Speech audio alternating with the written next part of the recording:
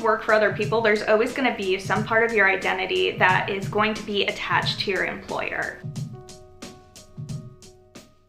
It's been 4 months since I quit my job right now, and I feel amazing. I made a video about what led me to quit my $80K a year job, so if you haven't watched that yet, I recommend you do. It definitely kind of gives some context into what I'm gonna be talking about today. But in this video, I'm gonna be talking about what has changed since that day 4 months ago. We'll start with money because that's the most obvious thing you need to talk about when you cut off your main stream of revenue. And I would be lying if I said I didn't have some money anxiety. I had $4,000 to $6,000 coming in every month on a regular basis, and while my expenses didn't require all of that money, I was very financially secure and was able to save a lot of it. And I definitely have not been saving money since I quit my job, that's for damn sure. And even though I still do have a lot of money saved, I know it's not gonna last forever. I also started thinking about how I'm an only child and my parents are getting older and they're going to start to have some medical problems. So it's really all on me as the only child to take care of them, both financially and physically, in the next decade. And before I quit my job, I never thought of that. Maybe I'm naive.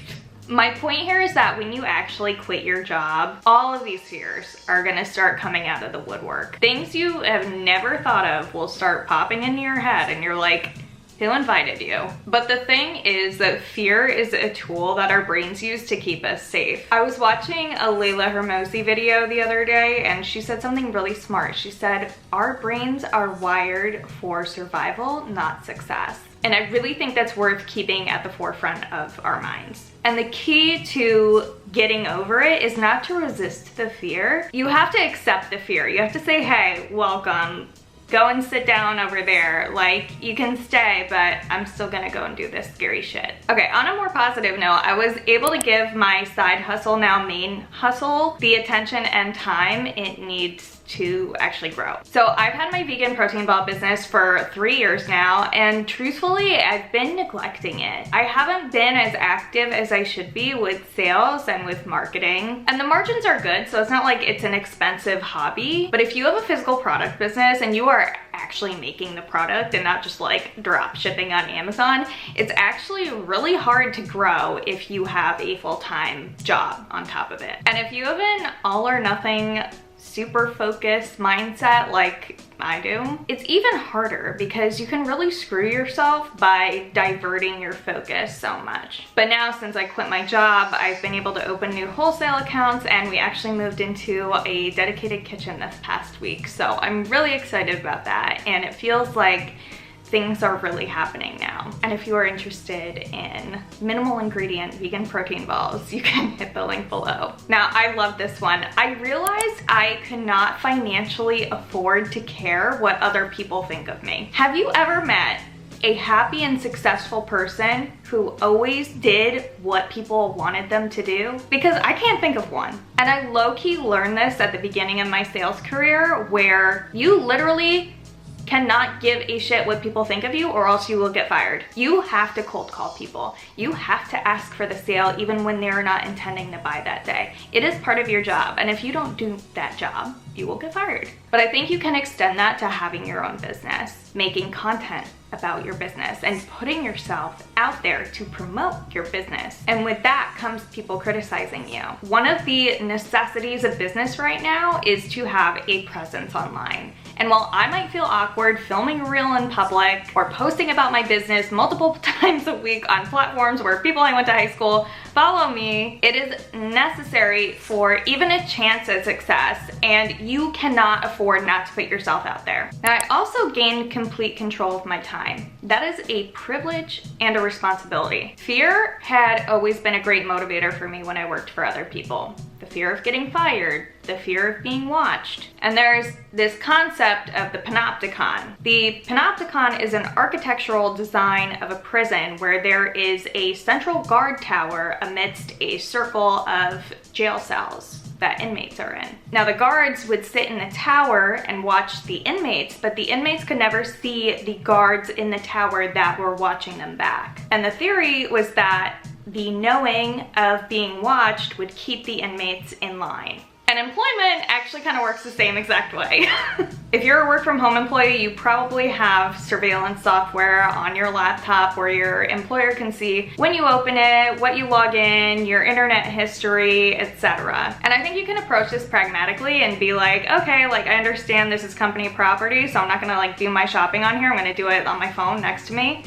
But the thought of being watched does give you like low-key anxiety. It's like for 8 hours a day, you belong to someone else in exchange for money, and sometimes that's what you need. But I think once you start thinking about how you could own yourself 100% of the time while making money, your perspective starts to shift. And that can lead to overworking because you see every single hour as a potential time to be building or making money, etc. But if you maintain boundaries around your personal health, like getting 8 hours of sleep every night, eating healthy meals, having a workout routine, I think that can really set you up for success and prevent burnout. Personally, I have that. I have those things, so it's worked really well for me. This has been the best one. I feel more like myself. During the years that I worked for corporate America, I felt so uninspired. The work was draining. I had to be exposed to the energy of people who suck, which is, you know, just the world, but for some reason it hurts more when it's the work. And just seeing how a lot of people like just move like herds of sheep,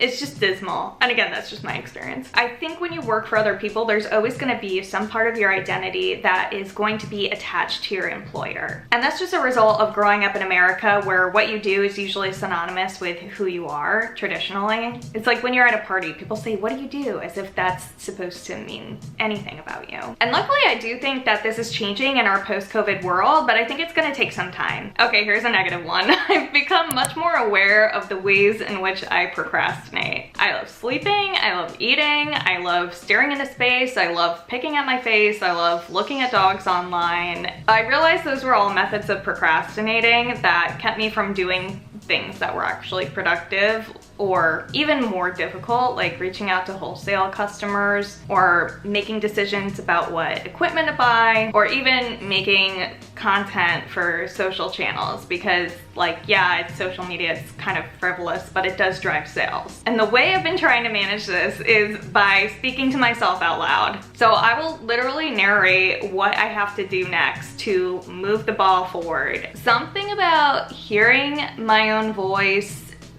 out loud kind of sounds like someone else's voice. That makes sense. I know it doesn't. But it helps to pull me out of a procrastination state and kind of gain momentum. If I hear a narrative, I hear narration, I'm like, okay, the story is supposed to move forward now, the story of my day. I don't know if that will help anybody else, but it helps me. And you know what? I really realized the importance of other people. This is a lesson that I had to learn in my personal life in my early 20s, and now I have to learn in my professional life in my late 20s. Life will keep making you learn lessons. People matter a lot, and not having people around can actually suck. Now, I love to have a day where I will just hole up and work on my own, do my own stuff. I won't talk to anybody. I literally run for hours on end and not talk to anybody, and I am happy. I am so blissed out. But every single day cannot be like that because you will not move the ball forward. And that's because people provide two things. They provide accountability and they provide urgency. If I do not have another person there, another customer, another